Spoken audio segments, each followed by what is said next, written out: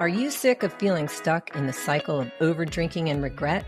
Wondering if your anxiety or depression is tied to your drinking? I get it. I've been there. As a former weekend binge drinker turned alcohol freedom coach, I know how frustrating it is to feel trapped and not know how to break free. I'm Maureen Bankovich, founder of Sober Fit Chick Coaching, and you're listening to Sober Fit Life. So if you're ready to ditch the hangovers and finally feel your best, physically, mentally, and emotionally, you're in the right place. Get inspired by real stories from people who've regained their energy and joy by kicking alcohol to the curb. Plus, hear from health and fitness experts who share practical tips and science-backed insights to help you thrive alcohol-free. Ready for a fresh start? Let's get sober fit.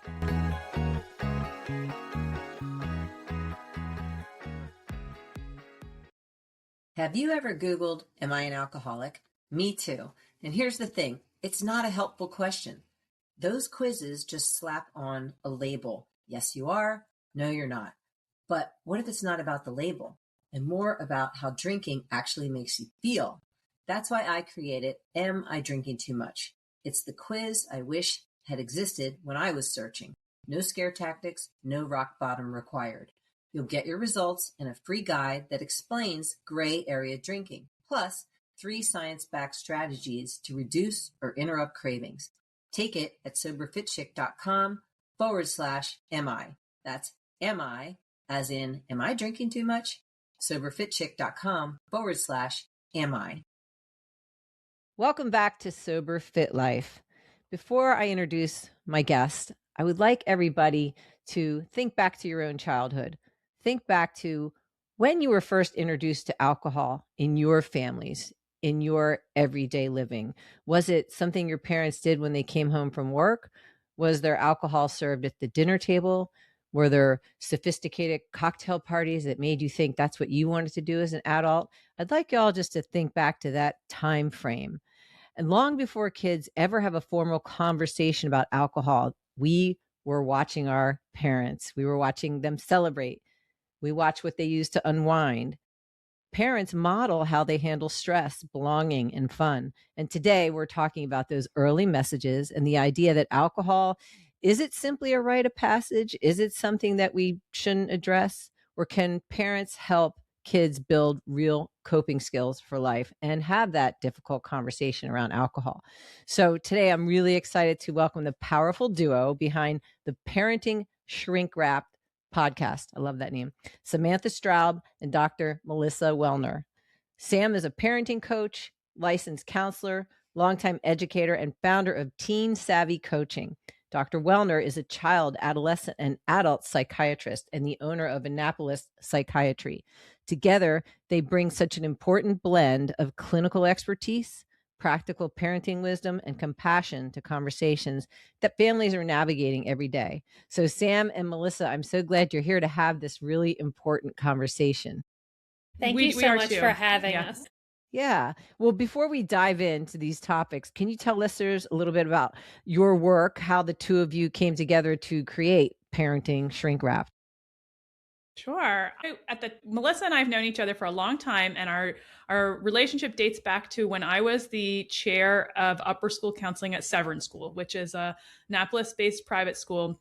And Melissa was making the rounds, having just moved from a hospital setting to her own private practice. And so she was introducing herself to referral sources. And so we have been sort of professional friends for a long time, but we became colleagues and then real friends over the years, because I started moonlighting not just as a school counselor, but also as a therapist one night a week at the same practice where Melissa was working at the time.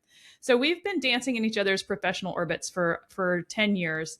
My bag is really teenagers, teen savvy coaching. It may sound like I coach teens there, but I actually coach parents of teens to help you be more teen savvy. And I get it. Yeah. And so, but I also spend half of my week now, I'm no longer in schools, as a therapist at the same private practice where Melissa and I met. So when I'm a therapist, as an employee at that practice, I see a lot of adolescents, and of course and adults too.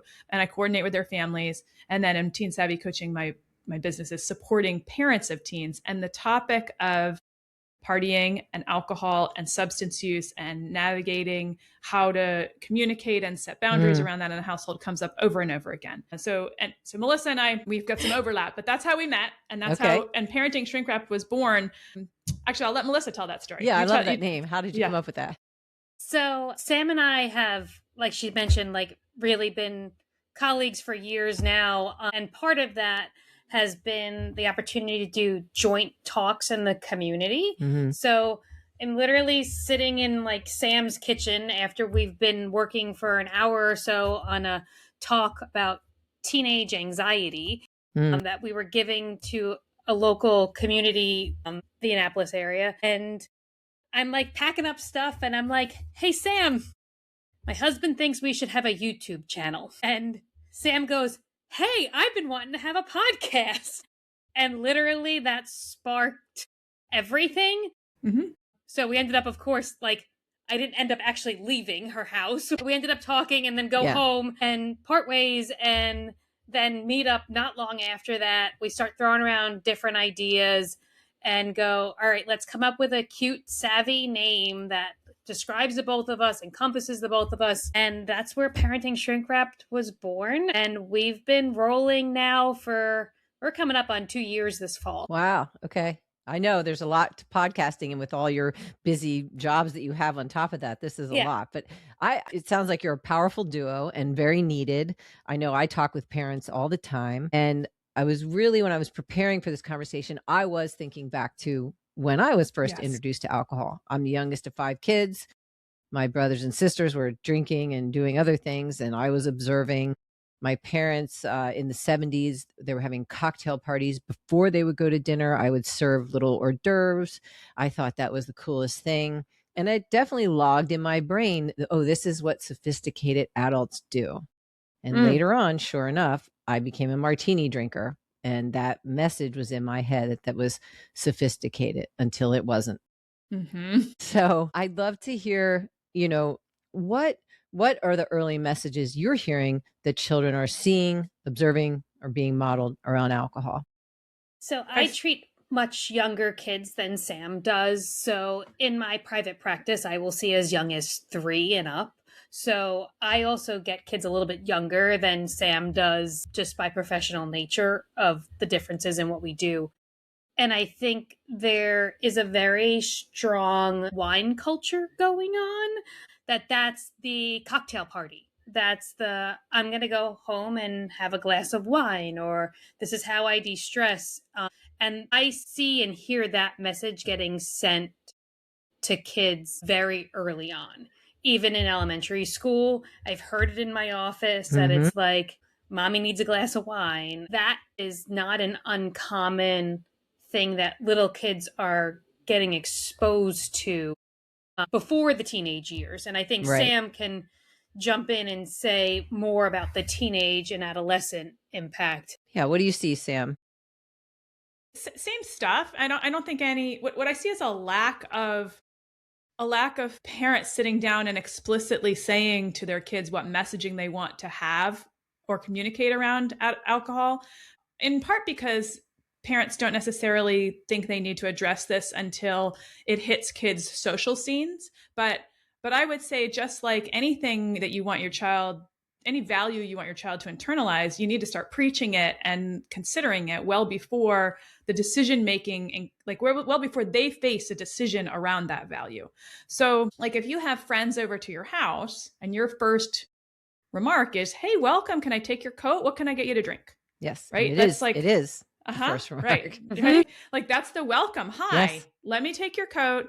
Here's a glass of alcohol. And like you, Maureen, you get an impression like this is just how grown-ups operate. And so kids internalize this inevitability that when I become older, I will drink because that's part of grown-uphood. And that's not the case. There's plenty. I mean, here we are. We're on a podcast called Sober Fit Life, right? Like and you're a sober fit chick. Like not all grown-ups drink. But before kids get to the not all grown-ups drink age, they hit adolescence where drinking changes, and the kids who are drinking or who are experimenting with substance use are also the ones come into school on Monday kind of like loud talking about it, because the kids who are like, I had a wholesome game of apples to apples in Susie's basement, are not like, hey, get this, or dropping some sort of like cryptic Snapchat about that, right? They're not screaming from the rooftop what a sort of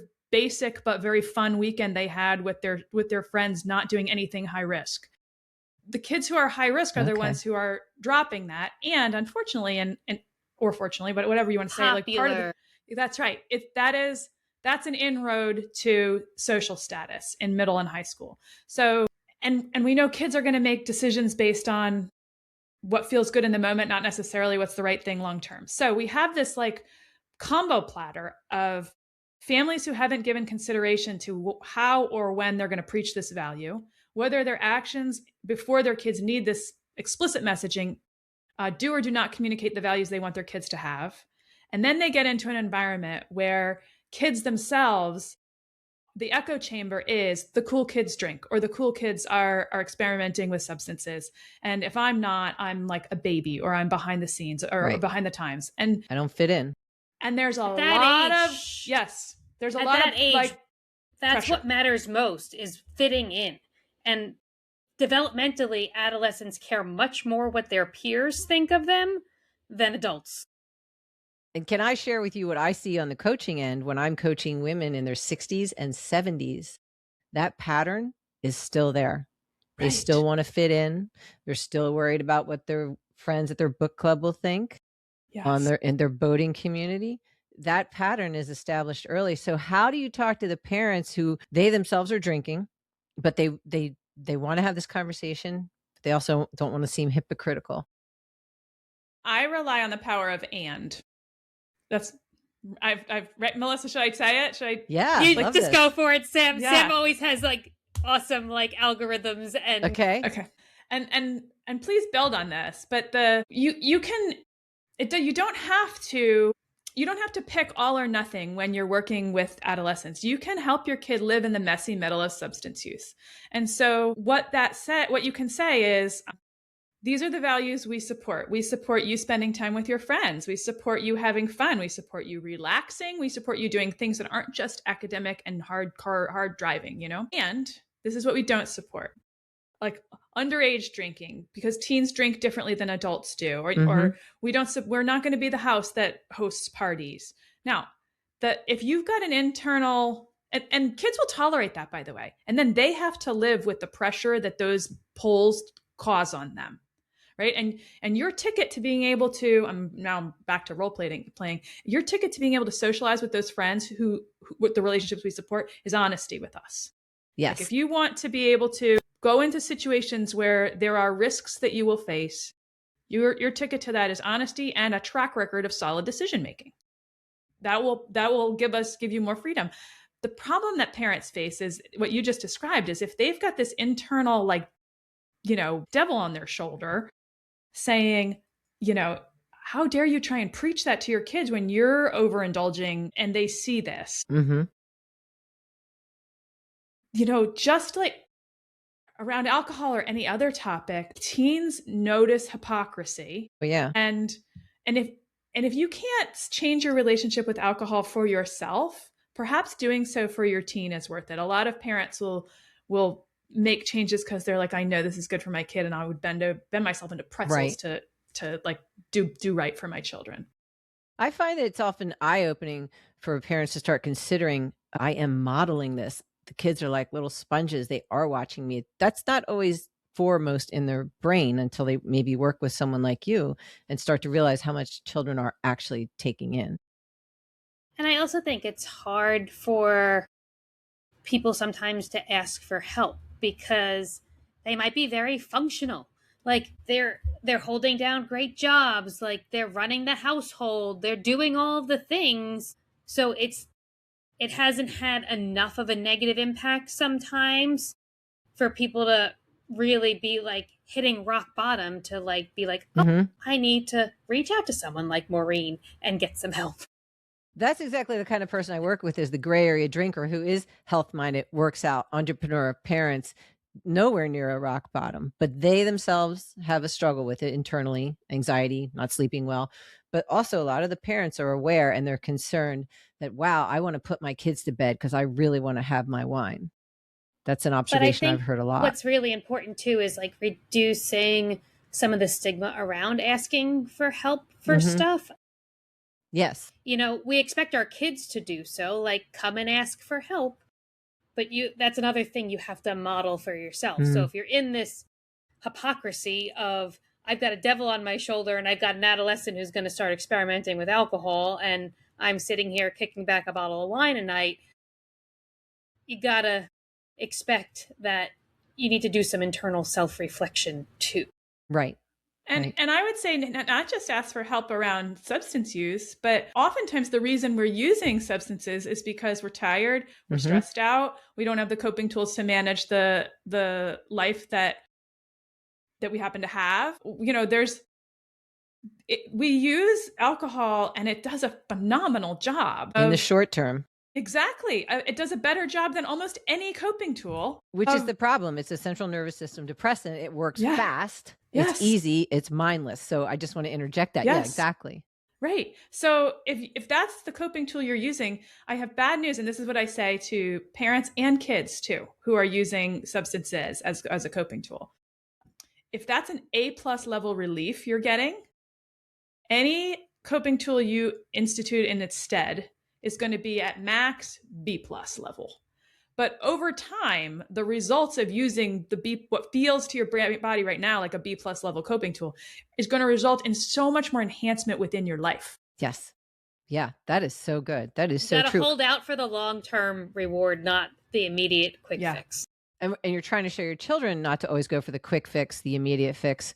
And as you said, Dr. Wellner, you have to take a look at your own desire for that quick fix. Well, you bring up such an interesting point, though. How do parents set the boundaries and say, listen, I know you're going to parties, you might drink. If something happens, I'll come get you, call me. But on the other hand, I don't want you to underage drink. And this would be a process, obviously. Like you said, it's an ongoing conversation. How do they walk that line between setting boundaries and maintaining, influence? So interesting you bring that up, Maureen. The messaging when I was an adolescent from my own parents who are not drinkers was, if you find yourself intoxicated and need help getting home, and this is before Uber, there was no app to jump on and get a taxi, call me. Not that they wouldn't be disappointed, but it was, don't get behind the wheel. Right. And drive home. Right. That did was that the impact big you? message. Did you hear that? And did you? I definitely heard that. I think there was definitely fear of what would come the next morning. I think that's important. I actually think that's really important, Melissa, what you just said, because Maureen, when you were teeing up this question, the language you used, you said, well, if parents are trying to walk the line between, I know you're going to go to parties and drink, and I don't want you to underage drink. I actually caution parents against using the first part of that phrase. And that is, I don't want you to say to your parents, I know you're going to drink. I know this is going to happen. I don't want parents to say that to kids, because it reinforces the inevitability. Instead, it gives permission too. Yeah. You can say, I know that there are kids your age who experiment with substances. I know it is not uncommon for kids your age to be curious about this. So you're acknowledging, and you're not living under a rock, that like this happens. Right. But if you say, I know you're going to do it, then it's almost tacit approval. And if you want to be able to retain your, like, I'm allowed to drink because I'm a grown-up, but you're not because you're not a grown-up, you can't give tacit approval. And so any kind of communication of inevitability or endorsement does so. Makes sense. Yeah, that's so good. Yeah. And underneath this reason why alcohol can feel so appealing to kids and parents is because, like you just said, in the moment, it resolves either social anxiety for kids or parents, transitioning into nighttime or de-stress or reward, all the things. So that's the heart of this whole conversation, is alcohol as a coping tool, parents modeling it, and then kids. I never learned to socialize without alcohol. Right. So for the first time in my 50s, I had to figure that out. how And to get that's through this. another value to promote with your kids. Here's another reason why we don't want you drinking every time you get together with friends. Because an important skill that you're supposed to learn is how to do relationships during this age. Our mission is to help you have healthy relationships when you're an adult. And in order to do that, you have to figure that out now. And if you're always in an addled state of mind, and so are your friends, none of you are going to be able to learn how to socialize and be vulnerable and authentic without some sort of like drug in your system, which means that by the time you get to an adult, you're going to be 25 years old, but your social skills will be 12. Right. Exactly. And it's bad enough we have enough social challenges with social media and cell phones and all of that. We don't need another layer on top of that complexity. Yeah. What I talk about a lot chemically with brain chemistry is every time you turn to the drink to resolve stress or discomfort or anxiety, you teach your brain that is the way to handle stress. You decrease your own ability, your own stress tolerance. And so you're doing that for yourself as a parent, and then the kids see it. Alcohol hits on the same receptors as some anti-anxiety medications do. So you're literally hitting the same exact pathway that, people get a prescription for. And it's a prescription that's a controlled substance. So, but that's not why a lot of kids will not be able to articulate that that's why they drink. There are some kids who are like, I go to a party and I don't feel comfortable, and so I have a drink or two and then I can socialize. But many of them drink because it's cool. It makes them feel fun. There's like the memories that there's wilder things that happen. It just connects them with their friends. Like they can't articulate. It's not until later that they look back and they're like, oh, and also this other thing was going on. They might not have the language or insight to be able to say that. So if we have to use motivational nuggets with kids that are actually going to be ones that they bite on. Ooh, what does that look like? What I mean is like, hey, you can preach to your kids, and you should. We want you to be able to have social skills that are independent of substances in your body, right? Fine, but they're not going to be like, well, I'm not going to drink because my mom wants me to be able to make a healthy relationship with a future significant other in my 20s, right? That's not going to be motivational for kids. What might be motivational for kids in their teens is the idea of, if this happens, like, we're not on board with it, and there will be some consequence. And the consequence doesn't necessarily have to be a punishment. The consequence could be, you will lose our trust. And every time you go out, we're going to be up in your business about it. Or if you have your friends over, I'm going to be nosing through backpacks. Do you want that? Right? Like that actually is motivational for teens. Yes, I can hear that. And it's like so effective. If you tell a teen you're going to look through like their backpack or like their friends' backpacks, they'll be so mortified of you as the parent. Yes. And as the parent, it's like, I don't care what they think of me. Like, But you have to be able to feel that what Melissa just said. And you have to be able to have that thick skin. Yes. You have to have a thick skin. And I think a lot of parents are afraid of that. I hear this in my own coaching. Well, and you're not there to be your kid's friend. That's what I often tell parents. You're not their friend. You will build a friendship when they are adults, but especially as minors, you're not there to be their friend. You are their parent. And their coach. You're there to be their coach, who can be loving and caring and be on their team, but you're not supposed to get fulfillment friendship-wise from being your kid's mom or dad. That's your social circle. Yeah. What do you say to the parents who are like, look, they're going to drink. There's nothing I can do. I might as well have parties at my house. That way, at least I can watch them or make sure they don't drink too much or they're in our house. Yeah. What do you say to those parents? Well, if I was coaching them, I would say, what messaging do you think that you are giving your kids around alcohol? Is that the message you want to give them? And the other thing is, what you do by relaxing those boundaries is you deny your kids the get out of jail free because I have a crazy parent card. And I think every teenager needs that card. Like, I can't do this. My mom would kill me. And they'll be like, kidding me? Your mom hosted. She was doing, she did a keg stand with us last week. She's not going to kill you. Right? So your kid is at greater risk for not having an escape hatch from high risk situations if you, if you endorse parties at your house. Yeah, one of my clients just said she was so frustrated because it used to be enough to say, well, as long as the parents are there, you can go to that person's house. But now there are a lot, well, I think there were always a group of parents who wanted to be the cool parents and have the party. So how do you talk to their parent who is trying to make sure they're going to a safe environment, and yet they find out these are the party parents? I think that's one of the very hardest things to navigate Mm-hmm. as a parent of an adolescent. I remember when I went through that with my own children, and the thing that becomes like you're at odds with is and oftentimes you like these parents. Right. Like Sure, these of are course. parents of my child's friend. I like the friend. I like the parent. I want my kid to have a friendship with this person because like they're a good friend to them. And these parents obviously have wildly different values around this topic, at least. And again, you have to parent the kid you have, not the kid you hoped you had. And so like the kid I hoped I would have, like I was a kid who in high school, like there was drinking around me, but my friend group did not really start dabbling with that until we were seniors in high school. We were late to the game. There were plenty of other groups that were dabbling with that. And so I was, kind of a goody two shoes. I mean, I don't know, like I wasn't a dork, but I certainly wasn't the fast crowd kid. And that's who I expected to raise. That's not who I got. But And what and happened?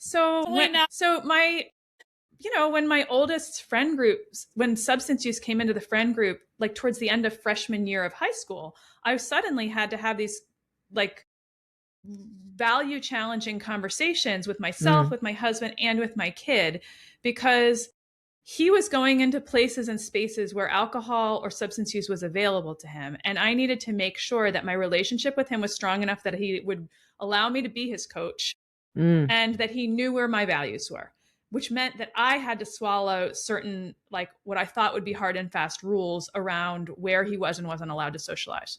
So it was not clean. It was not easy.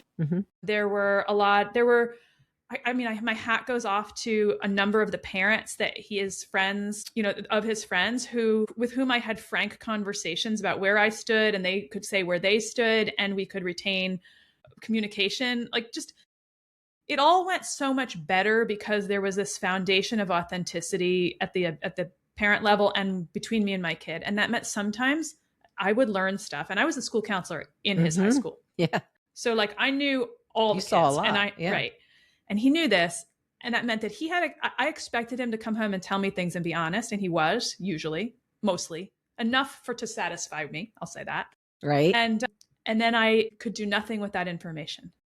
Right. I could do nothing incriminating with that information because I was walking this line between keep the relationship strong with my kid, keep him safe, live by our values. And that meant that I couldn't also be on a high horse about policing every other kid. Right. Wow. That's an interesting position to be in. Yeah. Yeah. Yeah. So obviously this messaging has to start at a very young age, and you're consistent with that, your values, your integrity, what matters, and you're there for them. And you're also going to be the person that would come pick them up should they drink. But I love how you're saying you don't start that statement out with, I know you're going to drink, because I hear that all the time. Yeah. So that is such an important message. Yeah. You gave permission. That sentence right there literally grants permission and tells them, go ahead and drink because you're just going to do it anyhow. Like you didn't even open an opportunity to for the child to make their own choice. Right. Good point. Because a lot of kids, there are plenty of kids who don't want to, who are scared of it, who have no intention. And that was me.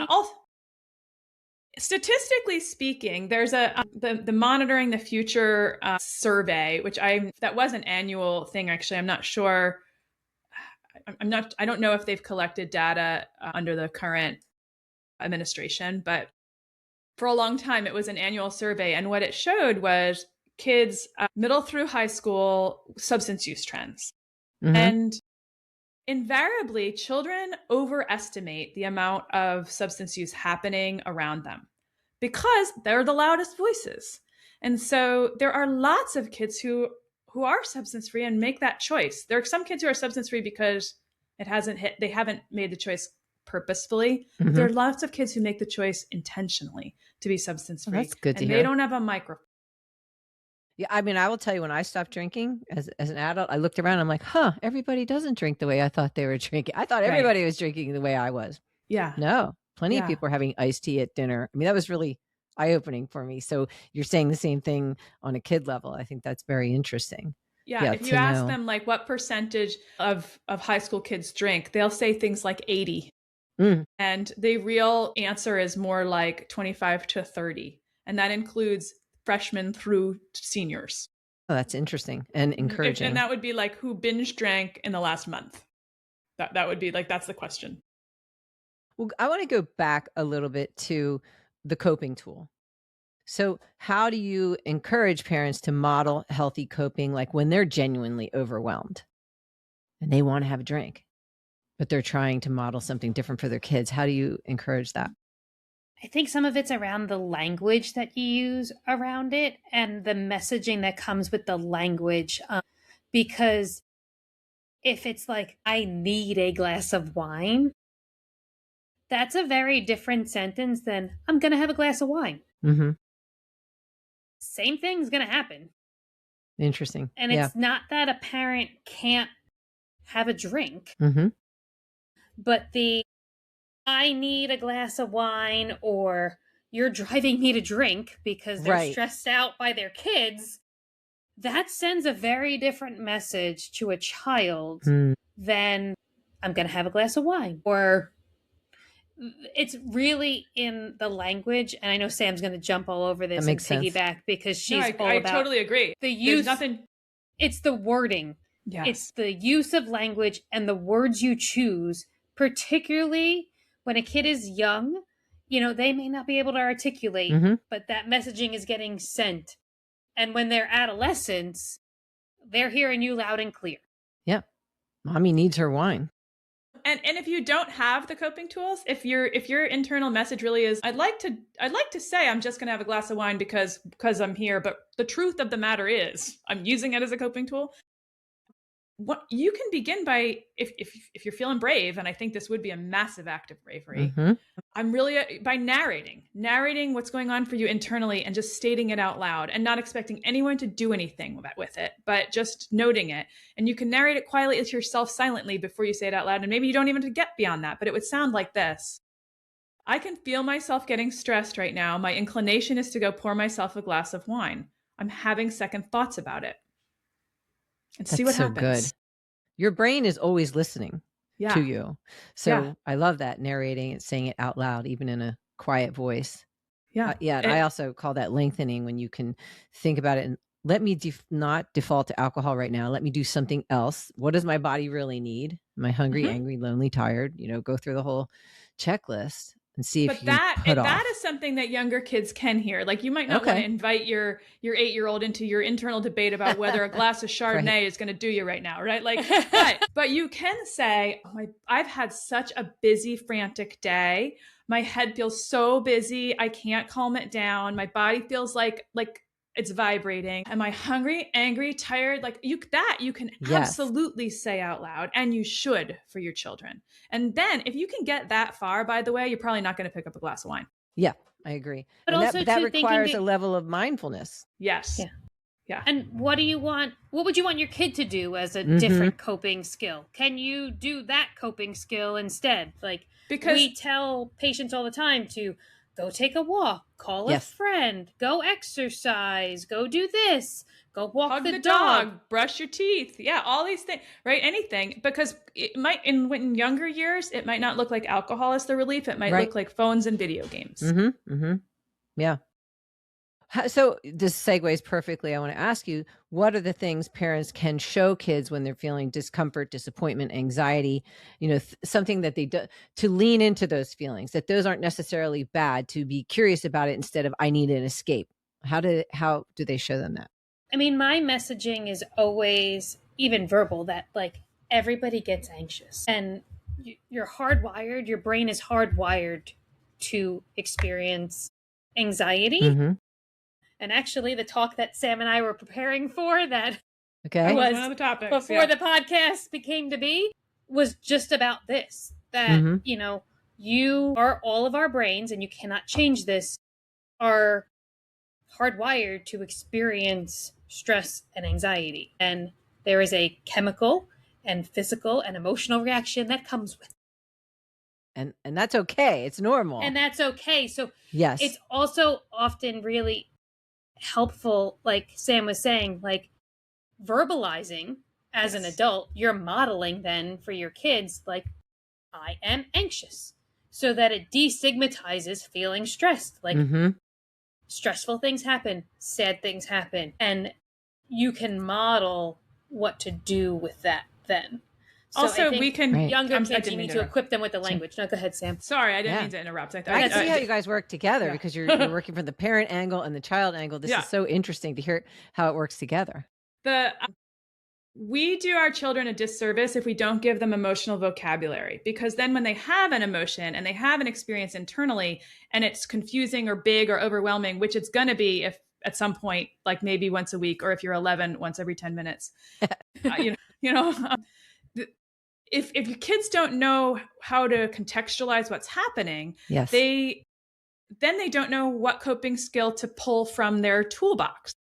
And so if you grew up in a household where there wasn't a lot of emotional chatter, and plenty of us did, this could feel like foreign territory. It could feel weird. And you might have like 3 emotions: good, mad, and okay. Like those might be the 3 emotions, fine, good, mad, and fine. But there's this whole lot of nuances to all of those things. And underneath mad, usually there's sad, confused, hurt, worried, afraid, So the more you can label your own emotions within yourself and then verbalize them out loud, you do a couple things. One, you make emotions okay to have in your household. You make emotions okay for your children to have, so they're not afraid of them. Boys in particular, I think, walk in an increasingly small box. Again, there's this toxic masculinity stuff going around, and good, mad, and bad are about all boys are allowed to feel. Vulnerable, confused, off kilter. It's so not fair to young boys. So we want to model emotional vocabulary. And so when you're saying what coping skills can we institute, that is one. Being able to notice your emotions and tune into them. And then if you can say them out loud, and if you've got a good relationship with your child, then you're in a position to brainstorm with them. Well, what can you do to bring that down a notch? Or do we even need to? Is this something that, like, is your emotion the right size for the problem? Then all we need to do is deal with it. That's it. Instead of the sometimes parent it trying to legitimately act perfect, is. Right? So instead of the parent trying to act like they're perfect and they have it all together and they don't get upset or sad, or they're being real and they're sharing. And then my next question would be, so what are examples of dopamine generated things they can show their child that they're doing in these situations? Because that's what we're looking for, right? Is that feel good neurotransmitter boost. Our built-in feel good neurotransmitter is achieved by exercise. I love that. Get your body moving. Mm-hmm. Because when you exercise, you get your heart rate up. There's plenty of studies out there that show exercise decreases anxiety, it decreases depression. We're happier and we're less stressed because you physically got moving. And the physical reaction that happens when somebody kind of ends up in a fight or flight or a panic attack, anxiety attack, where they're really overwhelmed, their biochemistry behind that sends blood flow to your vital organs. Like Sam always talks about how it sends blood to your butt because you're getting prepared to run. So you need to move. And only way to get rid of that is to actually get up and move. I always say you often watch animals like dogs, right? They shake it off. They get rid of their adrenaline and their stress. They're really smart. We don't do that. We keep it in. We hide it. We suppress it. We numb it. And you're saying the exact thing. Get moving. What I find often is it's that moment in between, okay, I know I'm stressed. I know I want to have a glass of wine. Instead, I should put my sneakers on and walk out the door. It's that pause in between those two choices. That's kind difficult. Of a lot of work for some people, and they might not be able to. They might not have 20 minutes. But you can sip a glass of wine while you're making dinner. So there's other ways to. Melissa's correct that that's the best way. Yes, that's the most foolproof way. But it's not always the most practical in the moment. It's not life happens. Life so other things that raise dopamine, novelty, positive emotions, relationships, connections, laughter. feelings of achievement, laughter, other things that calm the nervous system, long, deep breaths. Yes. If you've got ADHD, throw that one out the door. Nobody like people who kind of run wired don't love that one. But just anything that throws a positive change into the works, even if it's a small positive change. Yes. And it can be novelty in like a startling kind of way, like go run cold water and splash it on your face.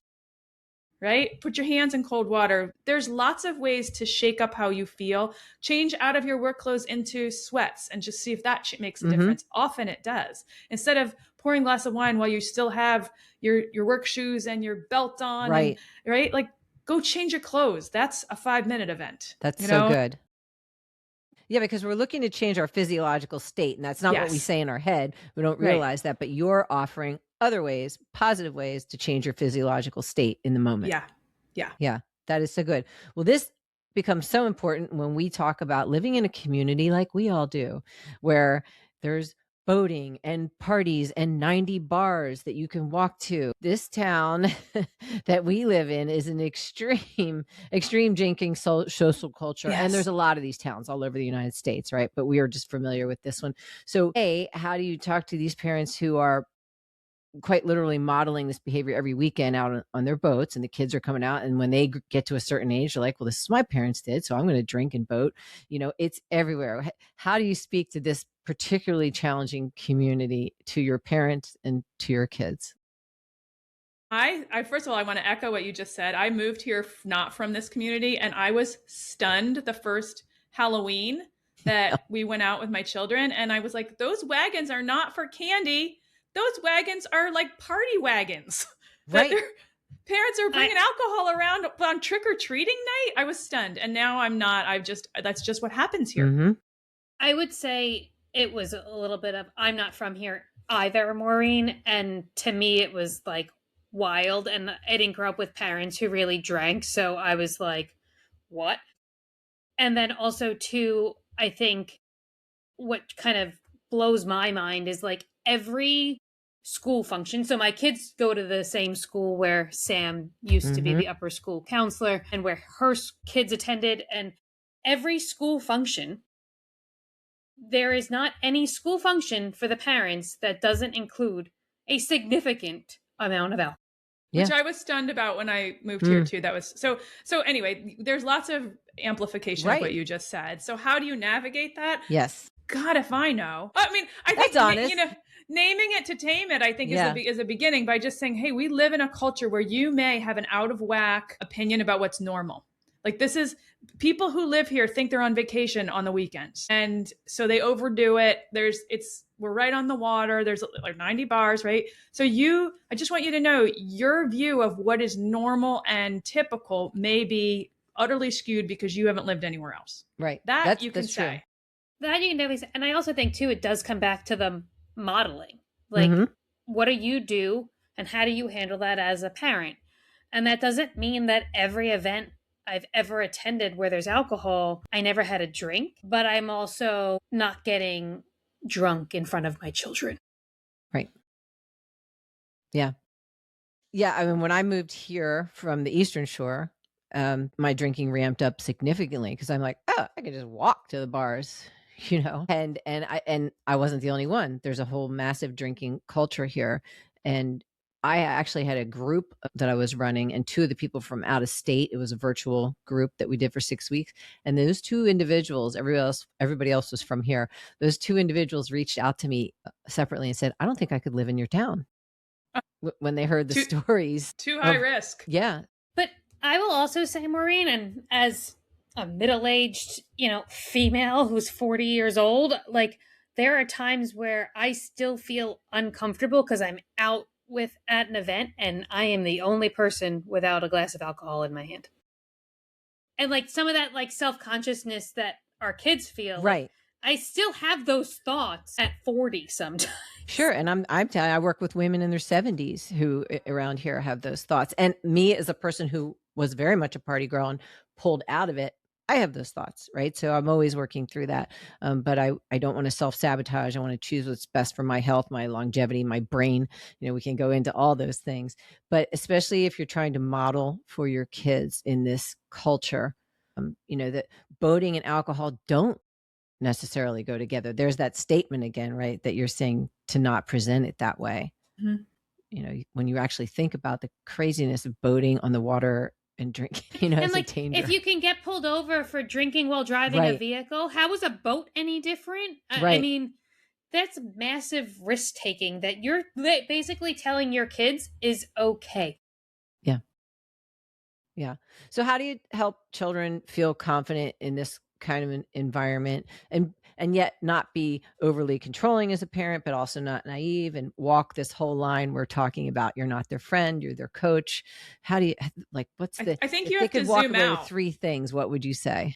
One of the things I would say is zoom out and focus not just on the topic of alcohol, but what skills are you giving your kid around that build resilience Mhm. and decision making in every area of their life. And those include the ability to do hard things and have a feeling of self-efficacy, which Mm. is like it's very likely that if I give something a try, it's going to turn out okay. That's what self-efficacy is.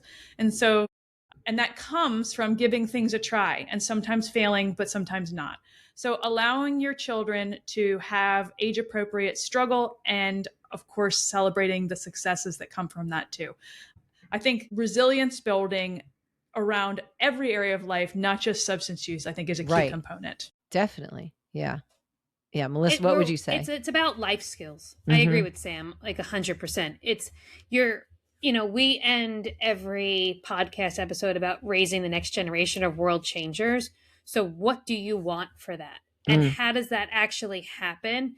And it is when you take that like crazy zoomed out view of, what do I want this kid, young adult, adolescent to step into adulthood with? And what do they need to survive in the world? And it's those values and those morals, and you need resilience. Life isn't Mhm. easy. Life Everybody is not faces their easy. own challenges. Life is not easy. And showing them that there isn't a quick fix when there's a problem at hand, and modeling that in all different things. It's not only substance. And I would add relationship building. What we know statistically is that kids who have strong relationships with their parents are at much lower risk for high risk substance use, for unhealthy dating relationships, for sexual assault. Like these are so if you don't know how to create an authentic relationship with your kid, and I don't mean, oh, my kid listens to me, they accept my guidance. No, and there's some kids who accept their parents' guidance, but they don't actually have they don't feel known by their parent, or they don't feel like they really know their parent.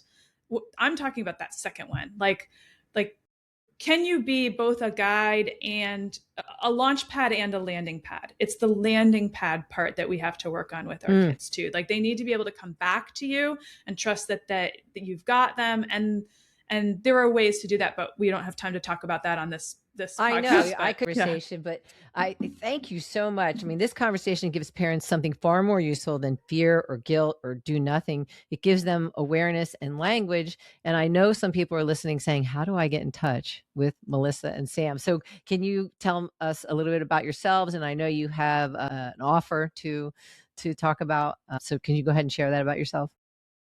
Sure. Go ahead, As I mentioned, I'm Sam, and my business is called Teen Savvy Coaching. You can find me at teensavvycoaching.com. And I have a free resource if you go to my website. It's called How to Have a You Screwed Up Conversation with Your Teen. And if you download that guide, you will get a video series from me called The Loved Framework, in which I outline 5 steps you can take immediately to create the kind of connection I just mentioned, even during a confrontation. So it's how to have a confrontation that's also connection building. That sounds like a very useful resource. That'll be in our show notes. And Dr. Melissa, what would you like to share? So, if you want to get in touch with me, my business is Annapolis Psychiatry, and I can be found at AnnapolisPsychiatry.com. And then for Parenting Shrink Wrap, Sam and I have many, many episodes on a variety of parenting topics with a variety of guests. And we do have other stuff surrounding substance use, but honestly, all sorts of different topics are out there. And we are available on all the major podcast platforms. We're also on YouTube. So if you look up Parenting Shrink Wrap, you will find us. And if anybody has a question for Sam and I, or a topic that they would like more information on, they can reach us at parentingshrinkwrapped@gmail.com.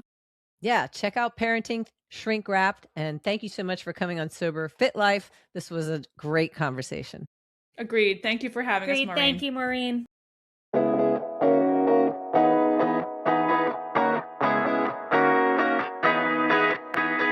Thanks for listening to Sober Fit Life.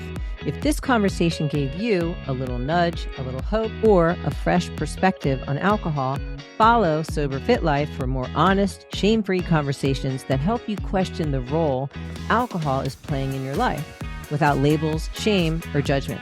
And if you know someone who's quietly questioning their relationship with alcohol, share this episode with them. Sometimes one conversation can help someone feel less alone and remind them that change is possible. And if you're starting to wonder where alcohol fits in your own life, take my free quiz, Am I Drinking Too Much? At soberfitchick.com/am I quiz. You don't need a label, you don't need a rock bottom, and you don't need to keep waiting for things to get worse before you get curious.